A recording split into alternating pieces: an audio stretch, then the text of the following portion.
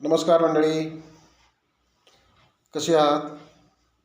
आपण पाहत आहात दिव्य ऊर्जा ज्योतिष प्रबोधन आणि मी आहे संजय पवार. ह्या व्हिडिओ मागून ह्या व्हिडिओच्या माध्यमातून तुम्हाला एक महत्त्वाचा मुद्दा तसं पाहिलं तर ज्योतिषांच्या संदर्भातून जे ज्योतिष जाणकार आहेत त्यांच्याविषयी किंवा त्यांच्यासाठी हा महत्त्वाचा ठरणारा मुद्दा ह्या व्हिडिओतून मांडण्याचा प्रयत्न करणार आहे. आपण ज्योतिष शिकतो आणि त्या ज्योतिषशास्त्राचं घेतलेलं शिक्षण हे वास्तवामध्ये ज्या वेळेस कुंडली समोर येते एखादा प्रश्न घेऊन, त्या प्रश्नाला अनुसरून ज्यावेळेस आपण त्या कुंडलीमध्ये पाहत असतो तर तिथे गल्लत काय होते, ज्योतिषशास्त्र शिकताना तुम्हाला बऱ्याच नियमांच्या कचाट्यातून म्हणजे असं कालवून घेतलेलं असतं. बरेच नियम डोक्यात भरलेले असतात आणि एक ठराविक जी पठडी आहे, ठराविक जो साचा आहे की हा ग्रह म्हटल्यानंतर त्याचा असा, त्या ग्रहाची फलितं अशी, अमुक एक नक्षत्र म्हटल्यानंतर ते तसं, मग अमुक एक ग्रह शुभ, अमुक एक ग्रह अशुभ, अमुक एक ग्रह पाप ग्रह, किंवा अमुक एक ग्रह नक्षत्र, अमुक एक नक्षत्र हे क्रूर नक्षत्र, अमुक एक नक्षत्र हे अशुभ नक्षत्र वगैरे वगैरे. ह्याच्यातून बाहेरच पडत नाही आपण. ज्योतिषशास्त्र आणि त्याचं शिक्षण आणि प्रत्यक्षामध्ये कुंडली पाहताना त्याचा साधावयाचा सदुपयोग, ह्या तीन वेगवेगळ्या गोष्टी आहेत. लक्षात घ्या मुद्दा. कारण तुम्ही जर ज्योतिषशास्त्रामधले जे काही नियम गृहीत धरलेले असतात त्या नियमामध्ये जर तुम्ही कुंडली पाहण्याचा प्रयत्न केला तर तुम्ही त्या कुंडलीतल्या प्रश्नाच्या वास्तववादी उत्तराकडे पोचूच शकत नाही. आता एका ग्रुपवरती अशीच चर्चा चालू होती. विषय होता लग्नाचा. त्या जातकाचं लग्न होईल की नाही, नाही तर का नाही, आणि होईल तर कधी होईल, त्याचे ग्रहयोग, तो कालावधी काय आहे. प्रश्नाच्या उत्तराकडे कोणीच वाटचाल करायला मागत नाहीये. त्यात नियम येतात. मग त्या कुंडलीमध्ये शनी नेपच्यून अमक्या ठिकाणी आहेत, किंवा मग काय त्याला मंगळाची स्थिती दयनीय आहे वगैरे वगैरे.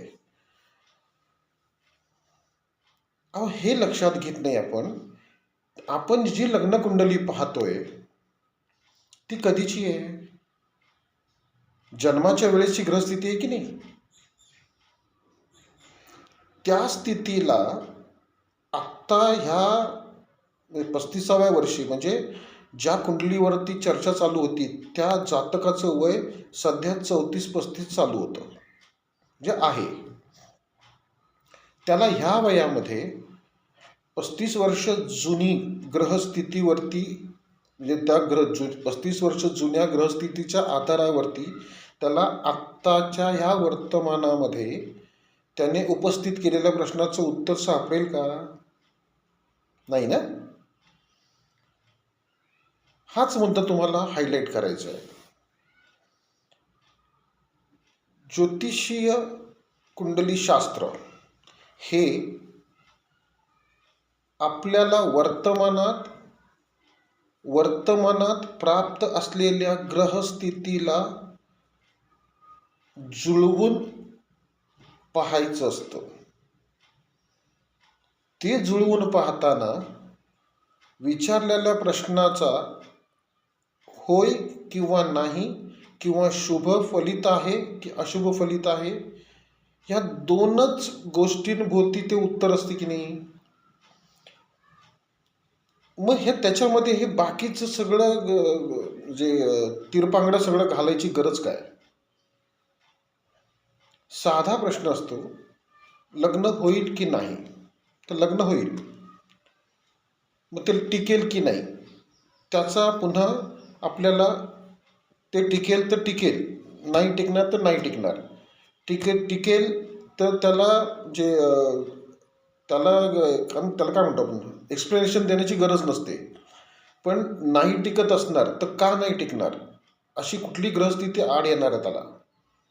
आता कुठली ग्रहस्थिती आड येणार आहे याचं उत्तर आपल्याला कुठे सापडेल, तर चालू वर्तमान स्थितीमधली जी काही ग्रहस्थिती येऊ घातलेली आहे त्या ग्रहस्थितीमधील त्या कुंडलीला अशुभ ठरणाऱ्या ग्रह नक्षत्रांच्या गोचर स्थितीनुसार आपण ते उत्तर समोर म्हणजे गृहीत धरता येईल की नाही. म्हणजे त्या उत्तराचा अंदाजे उत्तराचा आपण म्हणजे ती जी फलित शक्यता आहे त्याचा अंदाज आपण घेऊ शकतो. पण ते सर्वात पहिली गोष्ट, स्वतःला ज्योतिषी बनवणारे, स्वतःला वेगवेगळ्या क्लासेस चालवणारे, म्हणजे जे क्लासेस चालवतात ते मोठ्या मोठ्या पदव्या देऊ करतात क्लासेसमधून. म्हणजे अगदी शास्त्रीच्या परीक्षेला बसवून विद्यार्थ्यांना त्यांना पदव्या देतात, म्हणजे त्यांना ते विद्यार्थ्यांना शिकवतात. ते देखील ह्याच्यात सहभाग होत नाहीत अशा चर्चेमध्ये, किंवा उत्तरी द्यायला धजावत नाही म्हणतोय मी. कारण कुंडलीमध्ये त्या प्रश्नानुसार त्या समोर असलेल्या कुंडलीमध्ये वावरायचं कसं, प्रश्नाची नाळ धरून उत्तराकडे कशी वाटचाल करायची, ह्याचं त्यांना ह्याची समज नसते. थोडक्यात त्यांना फक्त पुस्तकी ज्ञानाचं फक्त रिपिटेशन करून, कॉपी पेस्ट करून शिकवणं जमतं. कुंडलीमध्ये जे नियम लिहून दिलेले आहेत, भले ते नियम कालबाह्य झालेले असू द्या, पण ते त्याच्याच शेंडीला धरून बसायचं त्यांना. आणि जे डोक्यात भरलेलं आहे, अमुक एक ग्रह शुभ, अमुक एक ग्रह अशुभ, अमुक एक ग्रह नक्षत्र क्रूर, अमुक एक नक्षत्र अशुभ, तेच कॉपी पेस्ट करायचे त्यांना प्रत्येक वेळेस. पण वास्तवामध्ये काय आहे, कुठलाही ग्रह, कुठलंही नक्षत्र हे सरसकट सर्वांना सदा सर्व काळ न अशुभ असतं न शुभ असतं.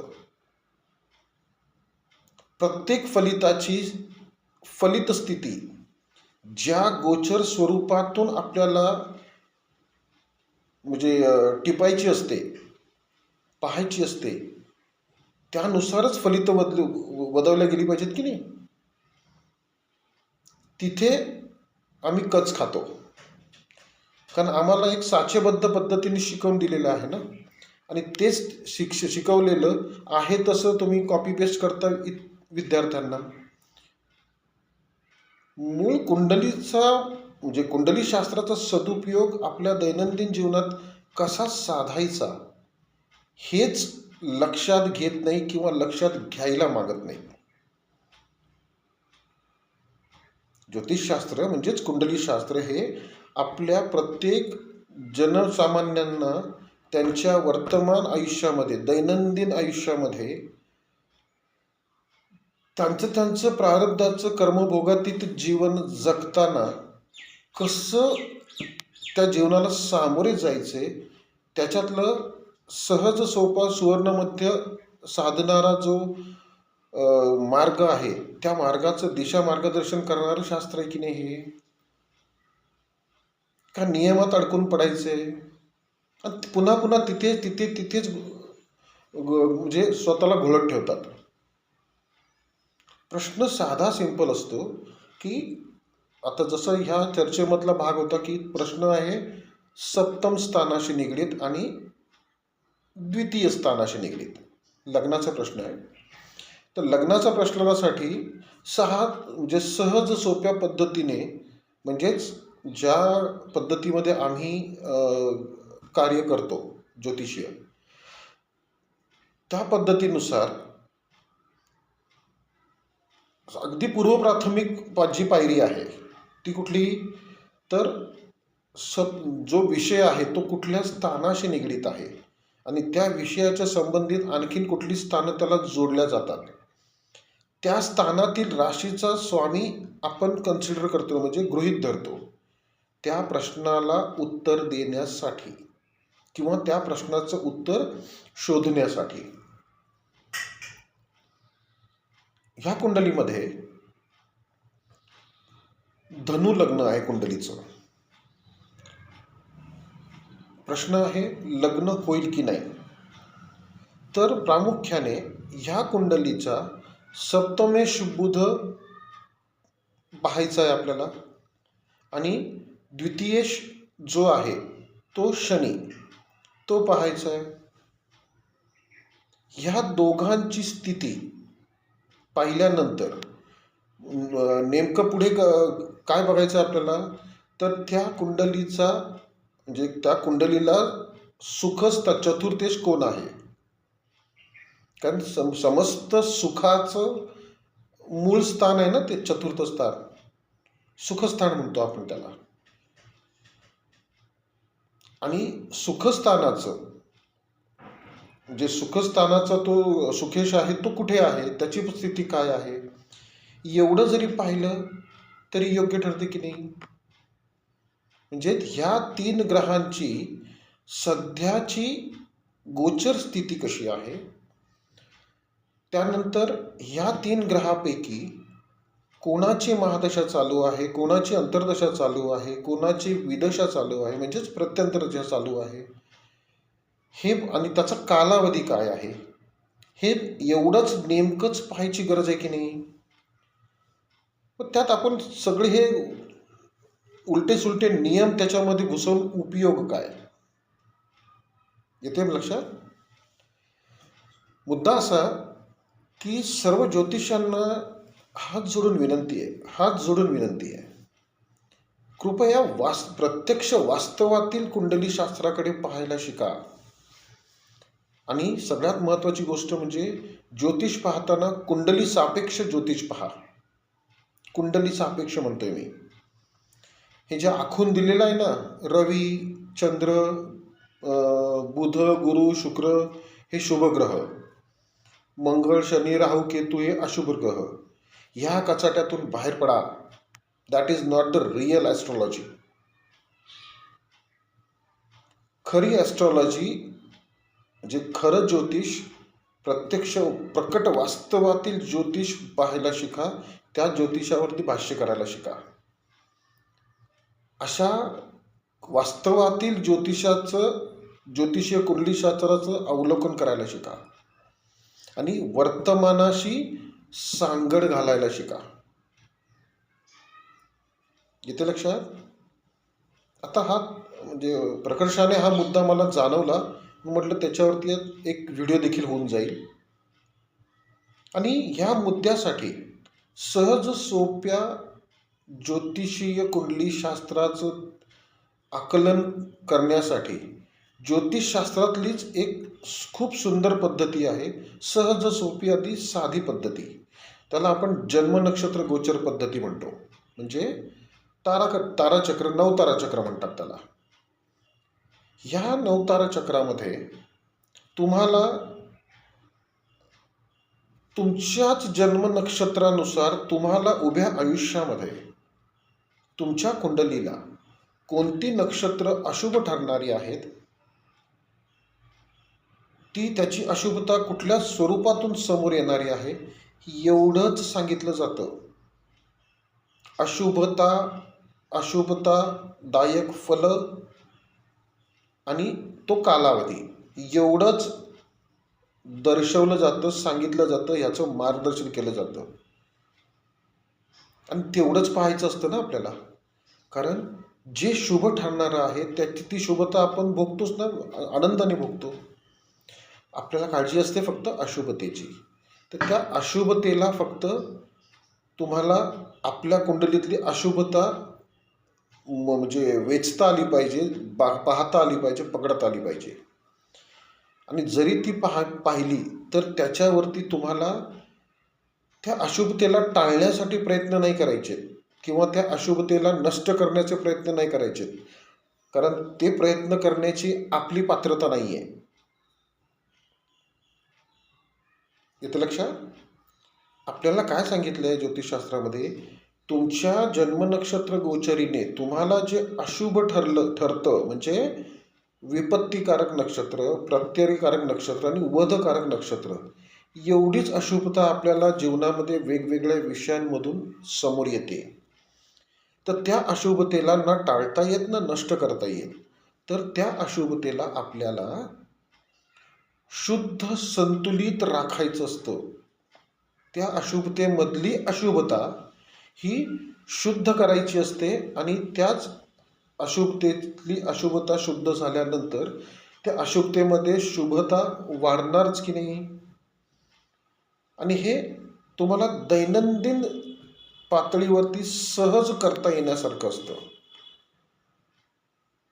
सहज करता येण्यासाठी सारखं असतं. आणि तीच सहजता तुम्हाला आपलीशी करण्यासाठी, तीच सहजता तुम्हाला सदुपयोगात आणण्यासाठी शास्त्रानेच आपल्याला नक्षत्र आराध्य वृक्षांचं माध्यम देऊ केलेलं आहे. ते तुमच्या कुंडलीतल्या जन्मनक्षत्र गोचरीने दर्शवलेल्या विपत, प्रत्यय आणि वध ह्या नक्षत्रांच्या ऊर्जांना तिथल्या तिथे शुद्ध स्वरूपात राखून त्यांना संतुलित प्रमाणामध्ये, संतुलित मात्रेमध्ये त्यांना तुमच्या सोबत राखण्यासाठी जे माध्यम दिलंय नक्षत्र आराध्य वृक्षांचं, ते माध्यम म्हणजे सकारात्मक ऊर्जा निर्मितीसाठी ते एक ऊर्जा माध्यम आहे, नैसर्गिक ऊर्जा माध्यम आहे. ते समजून घ्या. सहज सोप्या पद्धतीने आपण आपल्या जीवनाकडे कसं पाहायचं, नेमकं काय टाळायचं आणि नेमकं काय घट्ट धरून त्याला पुढे घेऊन जायचं, हे आपल्याला आपली जन्मनक्षत्र गोचर सांगते. जन्मापासून आणि मरेपर्यंत सांगत असते. तर त्याला समजावून घ्या. जन्मनक्षत्र गोचरीला तुम्ही समजावून घेतलं तर खरंच तुमचं प्राप्त आयुष्य हे सुखा समाधानाने आणि यशस्वीपणे तुम्ही पुढे घेऊन जा. ह्या व्हिडिओच्या माध्यमातून सर्व ज्योतिष म्हणजे ज्योतिर्विदांना किंवा नवोदित विद्यार्थ्यांना, ज्योतिषी विद्यार्थ्यांना, विद्यार्थिनींना माझी नम्र विनंती आहे, तुम्हाला शिकायचं असेल तर तुम्ही मला थेट फोन करू शकता. माझा फोन नंबर आहे 9975 68 1987 9975681987 9975681987 ह्या नंबरला तुम्ही थेट फोन करा. शक्य झालं तर दिव्य ऊर्जा ज्योतिष प्रबोधन नावाचं आपलं यूट्यूब चॅनल पण आहे. त्या चॅनलवरती जाऊन तुम्ही व्हिडिओ ऐका, पहा आणि तुमचे जे जे मुद्दे आहेत ते एक एक मुद्दा त्यात तुमचा मोकळा होत जाईल बघा, कळत जाईल. आत्तापर्यंत साधारण 169-170 व्हिडिओ झालेले आहेत. ते सगळे व्हिडिओ तुम्ही क्रमाक्रमाने पाहत राहिलात तर बऱ्यापैकी तुम्हाला ज्योतिषाचं नॉलेज येत जाईल. आणि त्याहूनही थेट संपर्क केला तर तुम्हाला मी शिकवतो. जन्म नक्षत्र गोचर पद्धती कशी पाहिली जाते आणि त्याचा म्हणजे सहज सोप्या पद्धतीने कसा सदुपयोग साधला जाऊ शकतो ते. हाच मुद्दा तुमच्यासमोर पोचवायचा होता. थांबूया इथे. असाच एखादा विषय पुन्हा लक्षात आला तर मी पुन्हा पुढच्या व्हिडिओमध्ये घेऊन येऊया. तोपर्यंत ओम नमो आदेश. नमो सिद्धाय. आदेश.